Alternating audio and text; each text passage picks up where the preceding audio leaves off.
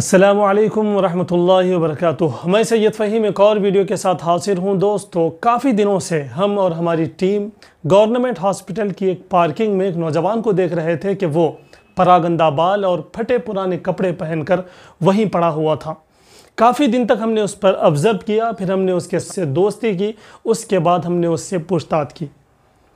उससे पूछने पर हमें मालूम हुआ कि वो एक अच्छा कारीगर है और उसके वालिदैन भी दुनिया में मौजूद हैं, उसके भाई बहन भी मौजूद हैं, उसका निकाह भी हो चुका है, उसकी बीवी का भी इंतकाल हुआ है, लेकिन उसके 2 बच्चे भी हैं, एक बेटी है और एक बेटा भी है। उस नौजवान ने बताया कि वो बहुत अच्छा कारीगर भी है और अच्छा पैसा भी वो कमाता था, लेकिन रानों में उसके रगों में कुछ प्रॉब्लम हो गया, जिसकी वजह से वो चलने फिरने से माजूर हुआ। जैसा ही वो चलने और फिरने से माजूर हुआ, उसको लाकर हॉस्पिटल में रख दिया गया।